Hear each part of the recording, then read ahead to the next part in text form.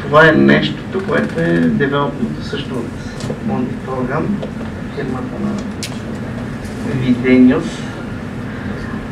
Представете си, че има някаква голяма база данни. Хора, страните са изкарани в отделна таблица, щатите са изкарани в отделна таблица, още 100 неща са изкарани също в отделни таблици и да речем, че има хора, които полето, което е страна, е 0 или пък щата е 0, за България примерно на всички ще са 0 и си представете, че има още 50 такива таблици, като country, като state. В този случай най-лесният начин за работа на програмистите е да се направи едно view, което се селектира с left outer join абсолютно всичко. Това view да си го наречете примерно master view и всички селекти след това да се правят не от таблиците, а от това view. Това е много хубаво, но сървъра става мазало. За да демонстрираме какво прави точно този Table Elimination, правиме две таблици. Тук не знам дали се вижда. Значи ще имате една колона, която се казва ID и приемаме, че тази A1 е голямата таблица, тази A2 е с дадените, примерно, държавите. И да приемем, че правим следното query. Това е малко безумно query, ако някой програмист го напише, но може да бъде машинно генерирано. Тоест селектираме от таблицата A1, селектираме полета, без да селектираме от таблицата A2. Но въпреки това го има този join и виждаме, че MySQL всъщност ходи по двете таблици и селектира и в A1 и в A2. И това нещо, аз току-що ви казах, че има оптимизация, тук май няма оптимизация. Да видим, опа, добре, имам MySQL 5.0. Оказва се, че MySQL, за разлика от други бази, ходи по двете таблици. Верно, ходи по A2, ходи по ключ, което ще е доста бързо. Но да видим как ще се държи в MariaDB. Казва се, че се ходи само по таблица A1. Това е така, защото на нас не ни е необходимо да ходим по таблица A2. Тоест там или ги има данните, или са 0. И ето го примера, направен с view-то, пак с тези таблици. Той продължава да работи естествено.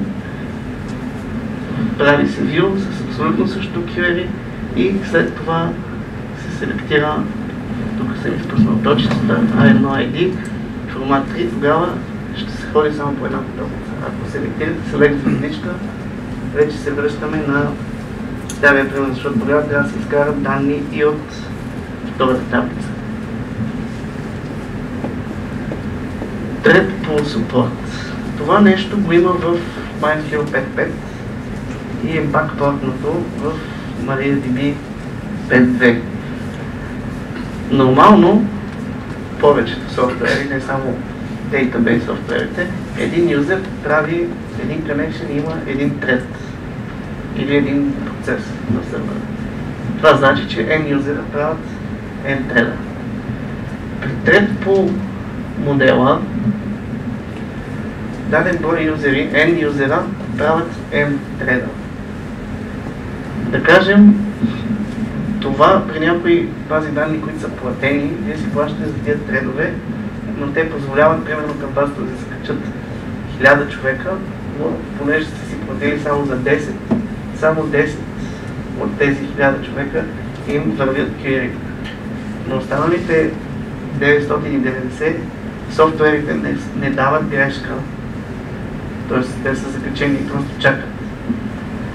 Друго, за което може да се използва е PHP-то прави Keep Alive конекции и ако сте виждали шоу процеснист на машина, на която има PHP с MySQL, виждате едни конекции, които имат sleep. Всяка една от тия конекции има thread. Не е ясно, ако ги намалите, дали ще работи по-бързо, но със сигурност машината ще се чувства по-добре. Т.е. базата данни, защото ще има по-малко работещи тредове. Другото, което аз съм чувал, но не мисля, че е много смислено, но пък има хора по-умни от мене. Това е, когато се локне базата данни, ако имате по-малко треда, отколкото юзери, това значи, че тези, които са локнати, те просто ще им се махнат тредовете и ще могат да се локнат други, които иначе не биха могли да се локнат. А понеже са локнати юзерите, тя базата данни ще се бави така или иначе за тях. Пак казвам, това е в MariaDB 5.2 или в MySQL 5.5, когато излезе Stable, защото MariaDB е Stable 5.2 и не е задължително, като почнете да го ползвате, да стане по-бърза системата. Може да стане, може да не стане. Сега, това са едни колации за хърватски, който се оказва, че има някакви неща, които ние явно не ги знаем.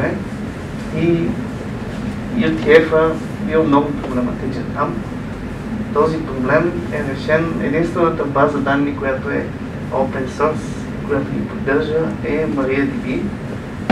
По някаква причина не са вкарани в MySQL и май няма да бъдат вкарани. И като решим да пишем нещо за хърватско, това е софтуера, ако искаме да работим с open source. Какво точно е, никой не знае. Сега, compatibility. Client libraries, всичко е compatible. PHP бива компилирано с MySQL 5.1. След това MySQL бива махнат от машината, бива сложен на MariaDB, нещата продължават да работят.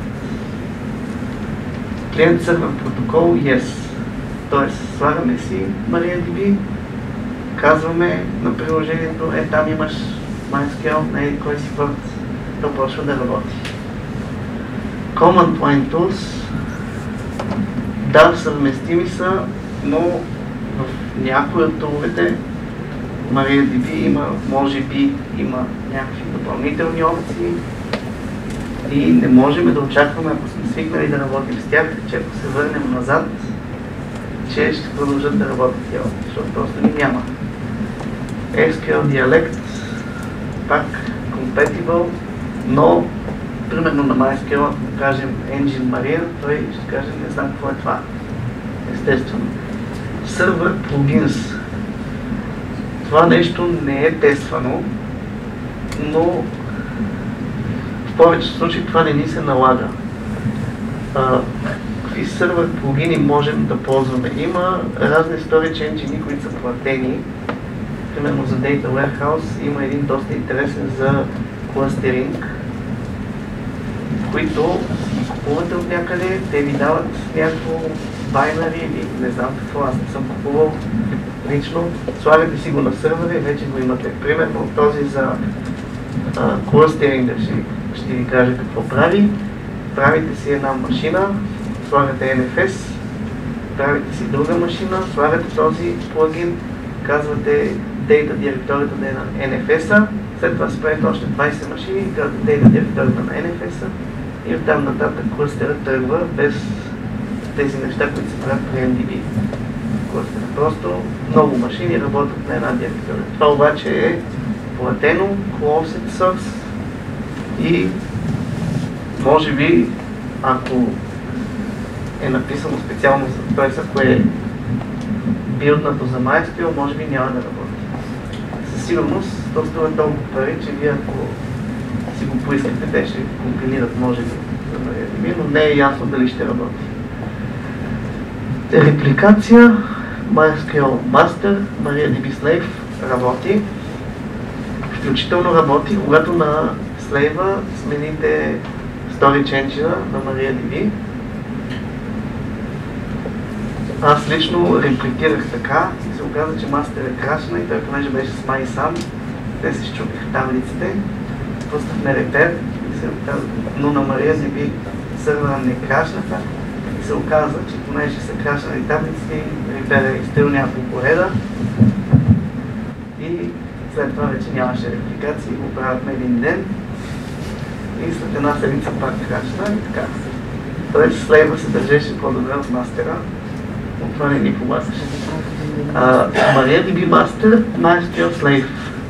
Да, може, но ако примерно на мастера се креатне таблица, която е MariaDB и PPXT, тогава тя няма как да бъде креатната на слейва, защото слейва не разбира какво е това. Подозирам, т.е.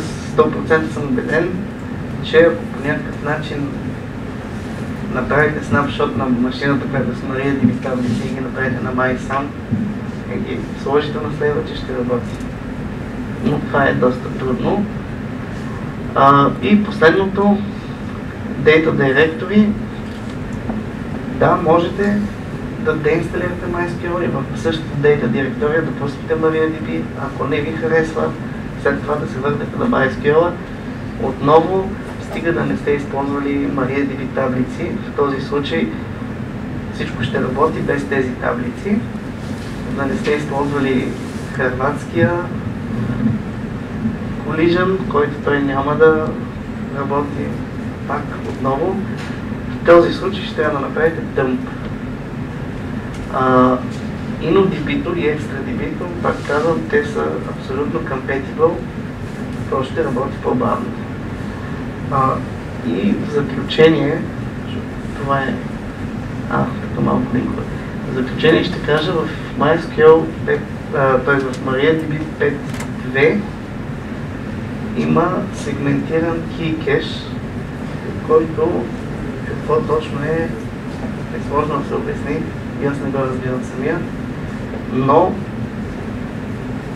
понеже е сегментиран, то абсолютно винаги кюритата работят по-бързо. Дали ще се забележи? Това е друг въпрос. Защото в единия случай дадено query се кешира веднъж, а когато е сегментиран, би могло две query-та паралелно да се кешират или просто тук гадая какво му е по-доброто, но е със сигурност по-добро. Ще го има в MySQL 5.5, може би. И последно нещо, което нямам слайд, кой ползва MariaDB? За съжаление, не може да се каже кой ползва MariaDB, защото на сайта няма...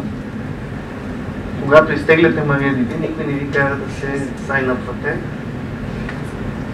Но аз знам няколко доста големи сайта, които минаха на MariaDB и в момента нещата са по-стабилни, но те когато минаха на MariaDB, самите сървъри